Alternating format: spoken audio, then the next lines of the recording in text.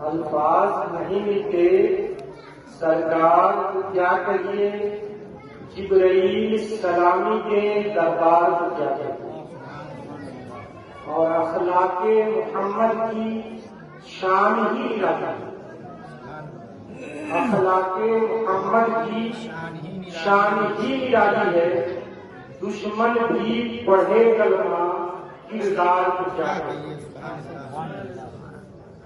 محترم حضرات، یہ ہماری اور آپ کی خوش نصیبی ہے کہ ہم اور آپ حضرت سیدنا امام جعفر صادق رضی اللہ تعالی عنہ کی یاد میں بیٹھے، جن کے تعلق سے حضور سیدی اعلیٰ حضرت امام احمد رضا فاضل بریلوی نے فرمایا کہ تیری نسل پاک میں ہے بچہ بچہ نور کا، تیری نسل پاک میں ہے بچہ بچہ نور کا، تو ہے عین نور، تیرا سب گھرانہ،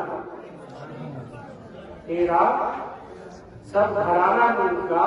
جب امام وقت یہ کہہ رہے ہیں تو ان کے نور کا نور ہونے میں کوشش اور آئی۔ حضرت امام جعفر صادق رضی اللہ تعالی عنہ کی ذات یا کسی بھی بزرگ کے واقعات کو سننے کا مقصد کیا ہے؟ ایک سوال آپ کے بھی ذہن میں، آخر ہم کیوں سنیں؟ یہ کبھی آپ نے سوچا کہ آخر ہم ان بزرگان دین کے واقعات کو کیوں سنیں؟ کیا مقصد ہے سنیں؟ اور ان بزرگان دین کے واقعات کو سن کر کے صرف تلذذ حاصل کرنا تو مقصد نہیں، صرف لذت کہ ہاں بہت اچھے انداز میں حضور مفتی صاحب قبلہ نے امام جعفر صادق رضی اللہ تعالی عنہ کے حالات بیان کیے، یہ تو مقصد نہیں۔ آخر مقصد ہے کیا؟ ہم کسی بھی بزرگ کے واقعات قرآن میں دیکھیں گے تو بزرگان دین کے واقعات ذکر ہیں، سورہ یوسف دیکھ لیجیے، سورہ آل عمران دیکھ لیجیے، یہ سورہ مریم دیکھ لیجیے۔ آخر قرآن نے بھی بنی اسرائیلیوں کے تذکرے سے کیا، اس کے بعد آخر مقصد کیا ہے؟ قرآنی زبان میں بھی کہہ لیں، قرآنی زبان میں یہ سمجھ میں آ رہا ہے کہ ان واقعات کو بیان کرنے کا مقصد کیا ہے؟ اگر اسی سنت پر عمل کرتے ہوئے علماء اہل سنت اگر بزرگان دین کے واقعات بیان کر رہے ہیں تو ان کا مقصد کیا ہے؟ یہ جاننے کی ضرورت ہے یا نہیں؟ یہ جاننے کی ضرورت ہے یا نہیں؟ تو ان بزرگان دین کے واقعات کو سننے کا مقصد صرف یہ ہے کہ اس سے ہم عبرت حاصل کریں، اس سے ہم ان کے مقام و مرتبے کو پہچانیں، اور ان کے مقام و مرتبے کو پہچان کر ہم ان کی عظمت ہمارے سینے میں موجود ہے، اسی لیے ان واقعات کو ذکر، اور قرآن میں ان واقعات کو ذکر کرنے کا مقصد یہ کہ اس سے ان قوموں سے نصیحت حاصل کرو کہ ان کے ساتھ کیا معاملہ ہوا۔ تو بزرگان دین ہوں کہ واقعات ذکر اسی لیے کیے جاتے ہیں کہ ان کی عظمت کا سکہ دلوں پر بیٹھے، ان کی عظمت کا سکہ دلوں پر بیٹھے، ان کی عقیدت محبت دل میں ہو۔ جب عقیدت و محبت دل میں رہے تو یقیناً اس بزرگ کا فیضان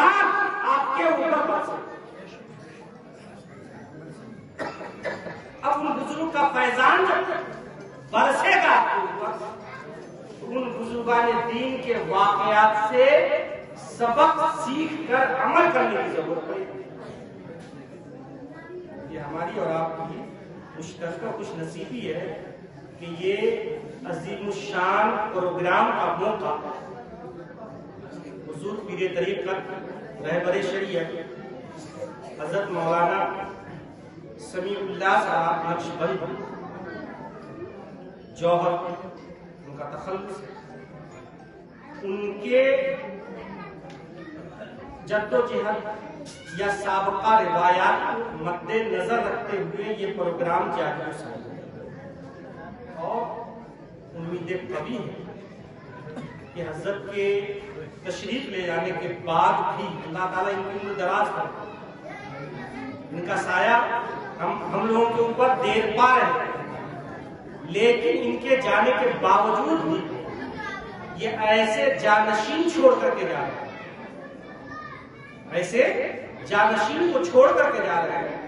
محقق عصر حضرت علامہ اور مولانا مفتی محمد رضا اللہ صاحب نقشبند، نائب قاضی شریعت موتیہاری اور خطیب و امام جامع مسجد بند. ابھی آپ نے حضرت کی زبانی سنی. اس بنیاد پر یہ پروگرام انشاءاللہ تبارک و تعالی اس پروگرام کا مستقبل بھی محفوظ ہے.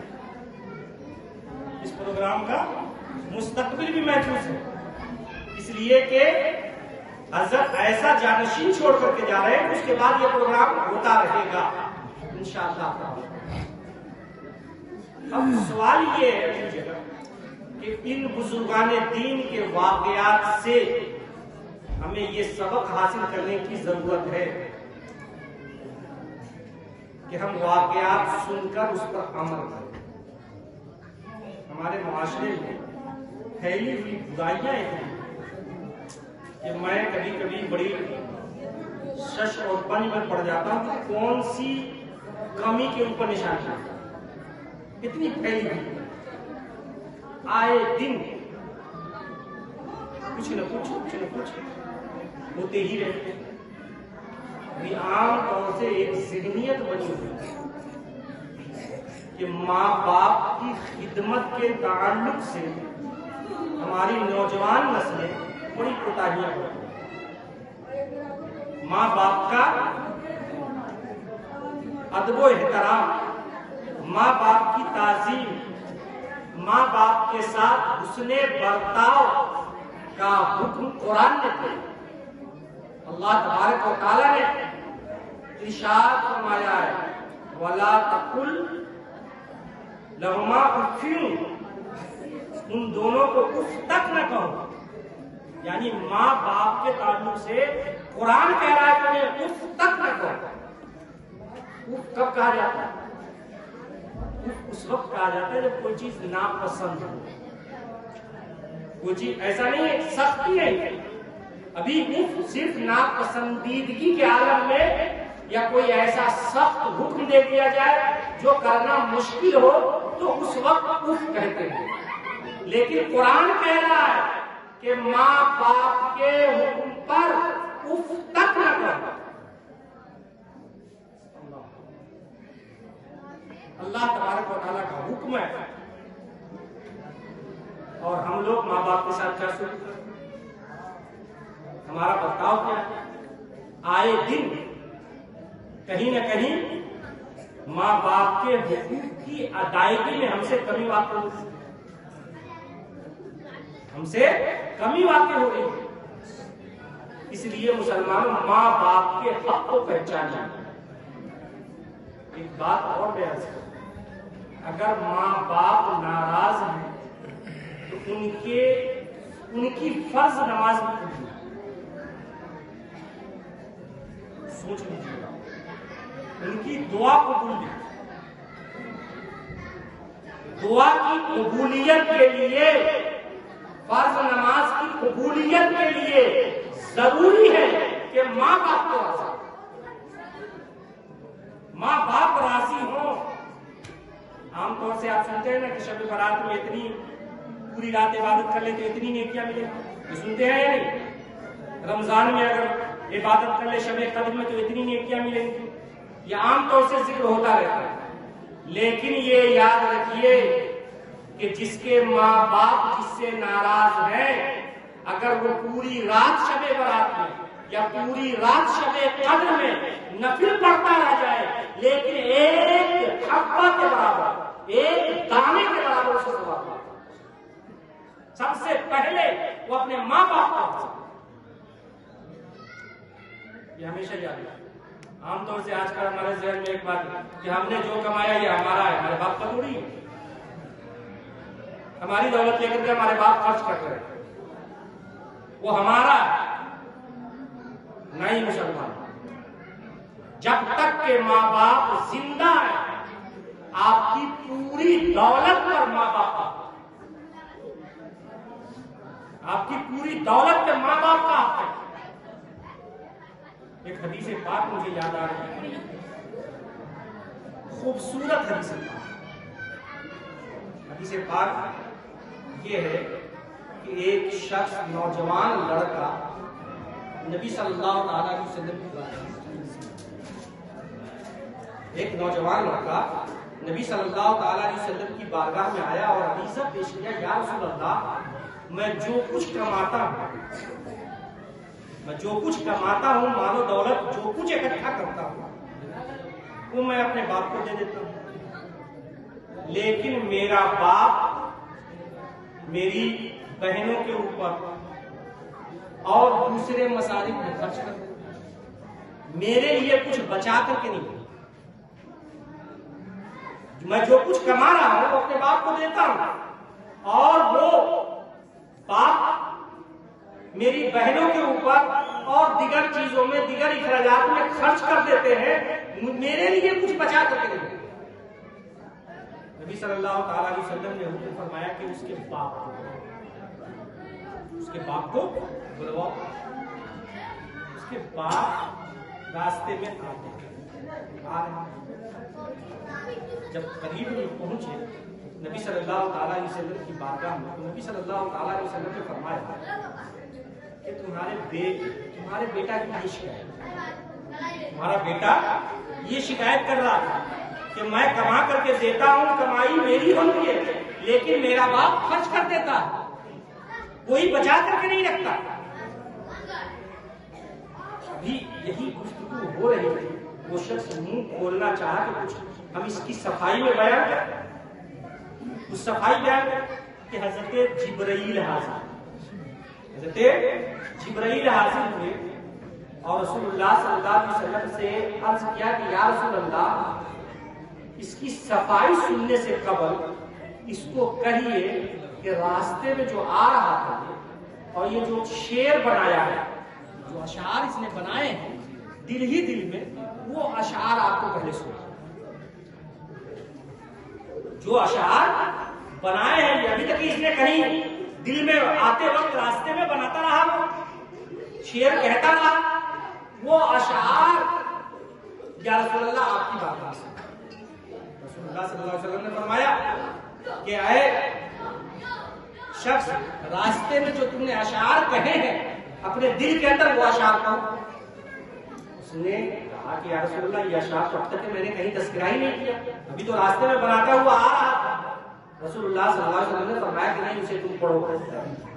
اب وہ اشعار جو پڑھنا شروع کیا، اشعار کے مضمون ایسے تھے، پڑھنا شروع کیا تو نبی دو عالم صلی اللہ تعالیٰ علیہ وسلم زار و قطار رونے لگے، زار و قطار، آنسو کے قطرات گرنے لگے، اور آنسو کے قطرات کے ساتھ اس اشعار کے مفہوم یہ تھے کہ یا رسول اللہ، یہ شخص آپ کی بارگاہ میں شکایت کیا ہے، اسے میں نے بچپن سے پالا ہے، اس کی دقتوں کو میں نے سہا ہے، اس کی مشکلوں کو میں نے سہا ہے، اس کی ہر طرح کی آرائش و زیبائش کے لیے میں نے اپنی زندگی وقف کر دی ہے یا رسول اللہ۔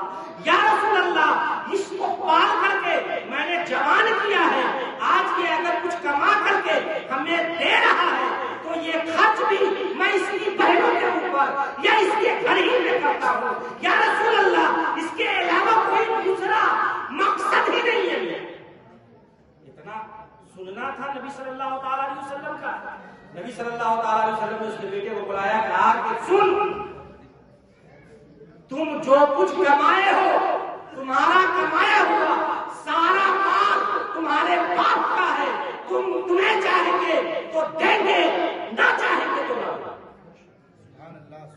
نعرہ تکبیر، نعرہ رسالت، فیضان امام جعفر صادق، خدمت والدین، نعرہ تکبیر، نعرہ رسالت۔ اندازہ کریں دوستوں کہ رسول اللہ صلی اللہ تعالی علیہ وسلم کیا درس، کیا درس۔ میں ایک اور حدیث پاک مشکاہ شریف میں سے اس سے سبق حاصل کریں اور والدین کی اہمیت کے لیے سنیں۔ ایسا نہیں ہے کہ میں جو واقعہ جو حدیث پاک سنانے جا رہا ہوں اس سے مقصد یہ نہیں ہے کہ آپ ایسا عمل کرو، لیکن حدیث پاک سے سبق حاصل۔ حدیث پاک یہ ہے کہ حضرت عمر فاروق رضی اللہ تعالی عنہ کا ایک بیٹا ابن عمر شادی نہایت ہی حسین و جمیل لڑکی سے، نہایت ہی حسین و جمیل لڑکی سے حضرت عمر کو اس لڑکی کی کے عادت و اطوار پسند ہے۔ حضرت عمر کے اس لڑکی کے عادت و اطوار پسند نہیں تھے۔ حضرت عمر نے فرمایا اپنے بیٹے سے اسے طلاق دے۔ غور سے سنیے گا، کیا کہا کہ طلاق دے دو، یہ مجھے پسند نہیں ہے، اس کی عادت و اطوار، اس کے اخلاق و کردار اچھے نہیں ہیں، لیکن حضرت عمر کے اس بیٹے کو اس بیوی سے بہت زیادہ محبت، حد سے زیادہ محبت تھی، وہ طلاق دینے کے لیے راضی نہیں، طلاق دینے کے لیے راضی نہیں۔ حضرت عمر رضی اللہ تعالی عنہ نے یہ شکایت نبی صلی اللہ علیہ وسلم، یہ شکایت نبی صلی اللہ تعالی علیہ وسلم کی بارگاہ میں لے کر کے گئے کہ یا رسول اللہ، جس عورت سے اس نے شادی کی ہے وہ عورت کے عادت و اطوار اچھے نہیں ہیں، اس بنیاد پر میں چاہ رہا ہوں، مجھے پسند نہیں ہے وہ لڑکی کہ یہ اس عادت و اطوار کی میرے بیٹے کے نکاح میں رہے، اس بنیاد پر میں چاہ رہا ہوں اسے طلاق دے، اسے طلاق دے دے۔ رسول اللہ صلی اللہ تعالی علیہ وسلم نے ابن عمر کو بلایا، حضرت عمر کے لڑکے کو بلایا۔ نبی صلی اللہ تعالی علیہ وسلم نے پوچھا کہ ابن عمر، تم اپنی بیوی کو کہ طلاق کے متعلق تمہارے والد شکایت کر کے گئے ہیں، تمہارا کیا ہے؟ حضرت ابن عمر نے یہ عرض کیا کہ یا رسول اللہ، اس سے میں بہت زیادہ وہ میرے دل کے بہت زیادہ قریب ہے، میں اسے چاہتا ہوں، میں طلاق لینا چاہتا نہیں، میں نہیں طلاق دینا چاہتا۔ نبی صلی اللہ تعالی علیہ وسلم نے ارشاد فرمایا، ابن عمر، جب تمہارے والد کہہ رہے ہیں طلاق دینے کے لیے تو تم طلاق دے دو، جب تمہارے والد کہہ رہے ہیں طلاق کے لیے تو طلاق دے دو۔ میں یہ نہیں کہہ رہا ہوں کہ آپ کے والد اگر ایسا کوئی مطالبہ کر رہے ہیں تو آپ فوری طور سے کر دیجئے، یہ نہیں، آج کے حالات کچھ اور ہے، اس لیے کہ اب جو ہے نا والدین بھی مفاد پرست ہو گئے، جہیز کی لالچ نے مفاد پرست بنا دیا ہے ماں باپ کو۔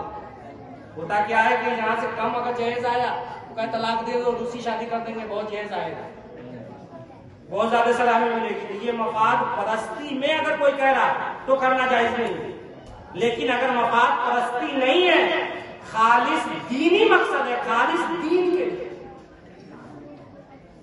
کہ اس کے اندر دینی کمی ہے، اگر اس بنیاد پر کوئی کہہ رہا ہے دینی طور سے کرنی چاہیے۔ لیکن اگر دنیا پسند ہے، دنیاوی اعتبار سے اگر اس کے اندر کمی ہے اور اس کمی کی وجہ سے کہہ رہے ہیں تو کہنا چاہیے، یہ ہمیشہ یاد رکھیں۔ تو میں یہ عرض کرنا چاہ رہا ہوں کہ والدین کی اہمیت کو سوچیں کہ ماں باپ کی اہمیت کیا ہے۔ ماں باپ کی عظمت کیا ہے. ماں باپ کہا نبی صلی اللہ تعالیٰ علیہ وسلم نے فرمایا ہے کہ ماں باپ وہ ہے کہ جب تک کہ وہ دنیا میں موجود ہے تمہارے لیے جنت ہے. وہ جب جب دعائیں کریں گے تمہارے اوپر سے بلائیں ٹلتی جائے گی. حضرت موسیٰ علیہ السلام کا ایک واقعہ کیا ہے کہ حضرت موسیٰ علیہ السلام کوئی طور پر جایا کرتے تھے رب سے کلام کے لیے, بڑا مشہور ہے یا نہیں. جب حضرت موسیٰ علیہ السلام کی والدہ کا انتقال ہو گیا تو حضرت موسیٰ علیہ السلام تھوڑا سا تیز الفاظ میں بولتے, الفاظ تھوڑا سا تیز ہوتے, تیز الفاظ میں بولتے تھے. تو جب حضرت موسیٰ کی والدہ کا انتقال ہو گیا تب کوہ طور پر گئے تو آواز تھوڑی سی تیز تھی, تھوڑی تیز تھی. تو ندا آئی موسیٰ سنبھل کر کے, موسیٰ سنبھل کر کے گفتگو کرو, اب تمہاری والدہ زندہ نہیں ہے جو تمہارے حق میں دعائیں کرتی تھی, جو تمہارے لیے ہمیشہ دعاؤں میں لگی رہتی تھی اور ان کی دعاؤں کی برکتوں سے تمہارے اوپر کسی قسم کی دشواریاں نہیں. یہ ماں اور باپ کی قدر کریں. آج ہماری نسل اس سے بے پرواہ ہوتی چلی جاتی ہے. نوجوان نسلوں کو ضرورت ہے کہ ماں باپ کا احترام کریں, ماں باپ کو قدر کی نگاہ سے دیکھیں, اس لیے کہ ماں باپ کے چہرے کو دیکھنا بھی عبادت ہے. ماں باپ کے چہرے کو دیکھنا بھی عبادت ہے. ماں باپ کے چہرے کو محبت سے دیکھنا یہ عبادت ہے. اس لیے ہمیشہ یہ یاد رکھیں, بس چند منٹوں میں میری گفتگو ختم ہوئی, اس لیے کہ وقت بھی مکمل ہوتا جا رہا ہے. میں یہ عرض کرنا چاہتا ہوں کہ آج ہمارا معاشرہ ان چیزوں سے خالی ہے. ہماری روایات ختم ہوتی چلی جا رہی ہے. ہم سابقہ روایات سے انحراف کرتے چلے جا رہے ہیں. ہم آج عرس کرتے ہیں, ہم میلاد شریف میں شریک ہوتے ہیں, ہم واقعات سنتے ہیں, لیکن اس کے ساتھ ساتھ یہ کبھی کوشش نہیں ہوتی کہ اس پر عمل بھی کریں, اس پر عمل بھی کریں. ورنہ ہزاروں تقریریں ہم سن چکے ہوں گے, لیکن ہماری حالت یہ ہے کہ نماز کے لیے آج بھی مسجدیں پکار رہی ہیں, آج بھی پکار رہی ہیں. آج بھی حالات یہ ہے کہ ہم مسجدوں میں نماز کے لیے نہیں. کتنے افسوس, کتنا افسوس کا مقام ہے کہ ہماری مسجدیں ویران ہوتی چلی جا رہی ہیں, ہم نمازوں سے دور ہوتے چلے جا رہے ہیں.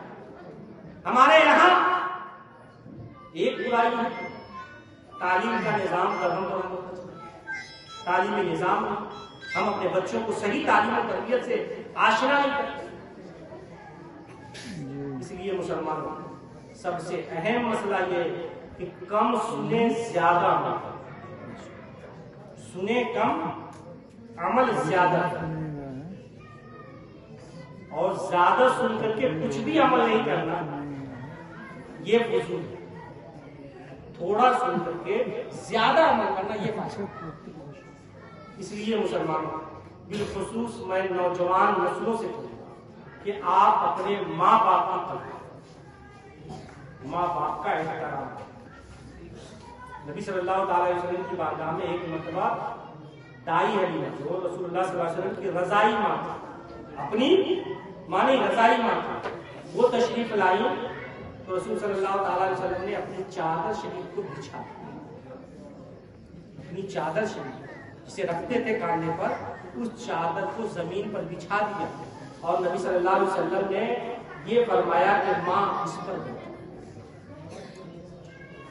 جب وہ آ رہی تھی ملنے کے لیے نبی صلی اللہ علیہ وسلم سے, جو دودھ پلایا تھا رضائی ماں تھی, وہ ماں جب آ رہی تھی تو نبی صلی اللہ علیہ وسلم کھڑے ہو کر کے استقبال, نبی صلی اللہ علیہ وسلم اس ماں کا کھڑے ہو کر کے استقبال فرمایا, اور استقبال فرمانے کے بعد نبی صلی اللہ علیہ وسلم نے چادر بچھا دی, اس چادر پر دائی حلیمہ کو بیٹھایا. اور یہ نبی अपनी माँ का ये एहतराम। हमारा क्या है, हमारा क्या तरीका है? इसलिए माँ बाप की कदर करें मुसलमानों, और माँ बाप की कदर अगर आप करेंगे तो अल्लाह तबारक व तआला बरकतें। कुरान मुक़द्दस में अल्लाह तबारक व तआला ने इरशाद फरमाया है, इन्नल्लाह व मलाइकतहु युसल्लूना अलन नबी या अय्युहल्लज़ीना आमनू सल्लू अलैहि व सल्लिमू तस्लीमा। इन्नल्लाह, बेशक अल्लाह और उसके फरिश्ते नबी सल्लल्लाहु तआला अलैहि वसल्लम पर दुरूद व सलाम भेजते हैं। ऐ ईमान वालों, ऐ ईमान वालों, तुम भी नबी पर दुरूद व सलाम करो। कुरान शरीफ की ये आयत और इसका तर्जुमा, इसमें अल्लाह तबारक व तआला ने ये नहीं फरमाया कि बैठ करके पढ़ो या खड़े हो। यह है कुरान शरीफ की आयत में पढ़ा हूं, इसमें ये नहीं कि बैठ करके पढ़ो या खड़े होकर। ये मुतलक हुक्म है कि सलातो सलाम पढ़ो। अब तक के हम लोगों ने बैठ करके पढ़ा, बिलाशुबह बैठ करके भी पढ़ना जायज, खड़े होकर के भी पढ़ना चाहिए। इसलिए कि कुरान ने मुतलकन कहा है कि सलातो सलाम पढ़ो नबी। अब वो बैठ करके हम पढ़ेंगे तो भी सलातो सलाम ही होगा, और खड़े होकर के पढ़ेंगे तो भी सलातो सलाम ही होगा। तो नबी सल्लल्लाहु तआला अलैहि वसल्लम पर बैठ करके हम पढ़ेंगे, अब खड़े होकर के पढ़ते, दोनों सूरत में हम नबी की बारगाह में सलाम पढ़ दें, ताकि अगर रब की बारगाह में खड़े होकर के पढ़ना पसंद आ गया तो हमारा बेड़ा पार है, या बैठ करके पढ़ना पसंद आ गया तो हमारा बेड़ा पार है। कोई एक सलाम अगर नबी की बारगाह में कबूल हो गए, नबी ने कबूल फरमा लिया, तो हमारी सारी जिंदगी का महासल, सारी जिंदगी का महासल हासिल है। इस बुनियाद पर आइए हम खड़े होकर के नबी की बारगाह में सलाम।